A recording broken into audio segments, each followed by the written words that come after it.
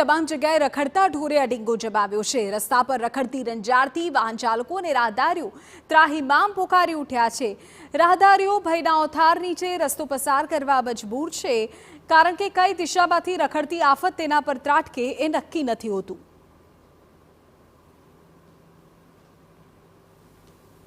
National highway, state highway જેમાં લગભગ એસપીપુરાથી લઈ અને છેક સાંઈબાબા મંદિર સુધી રખડતી ગાયોનો ત્રાસ છે।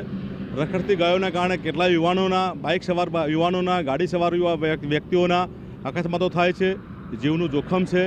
એ સિવાય પાલનપુર શહેરની અંદર જ્યાં જુઓ ત્યાં ગાયોના ટોળા ઊભા છે, રસ્તાઓ બ્લોક થયા છે, ક્યાંય પણ સાવચેતીપૂર્વક ચાલી શકાય એવી સ્થિતિ નથી। અહીંયા કેટલાય એક્સિડન્ટ થાય છે।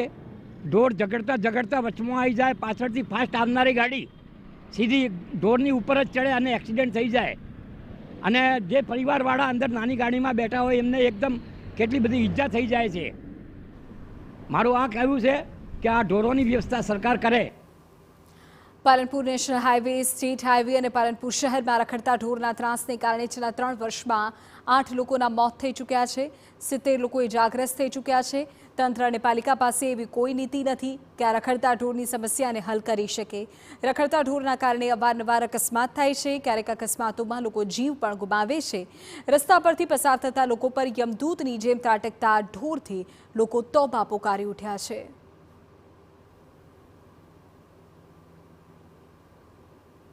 રખડતા ઢોરોનું 3 થી 4 વાર ટેન્ડર પાલિકાએ પાડ્યું છે, ખુલ્યું છે, એજન્સીએ પકડ્યા છે।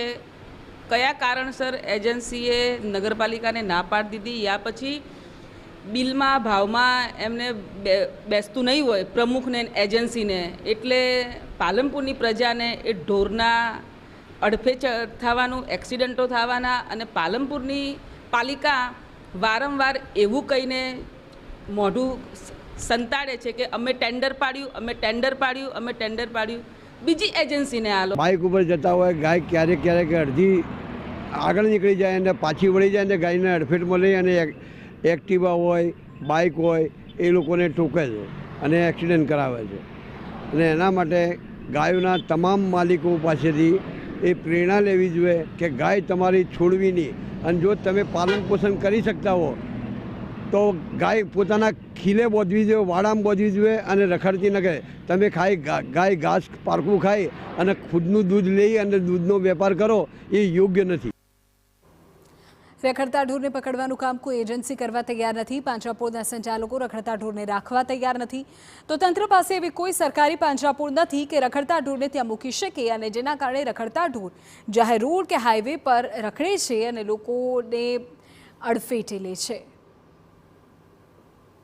પાંજરાપોળને પણ ફરજ પાડી હતી કે જે પણ ઢોર પાલનપુર સિટીમાંથી પકડાય એમને તમારે સ્વીકારવા, પણ કેટલીક વખત આ પ્રકારે પકડીને ત્યાં લઈ જવામાં આવેલા હતા, પણ એ લોકો સ્વીકારવાની ના પાડે છે।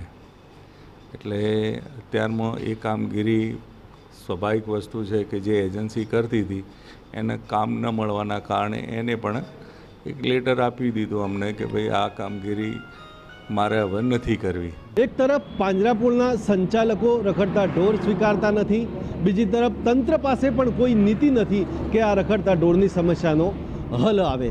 ત્યારે રખડતા ઢોર અનેક વખત લોકોના જીવ લે છે, લોકોને અડફેટે લે છે અને લોકો છે એ મોંઘે મોઢે સહન કરે છે।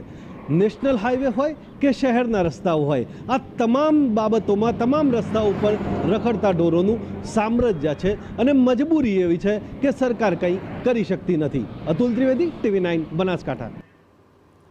રાજ્યભરમાં મન મૂકીને મેઘરાજા વરસ્યા છે।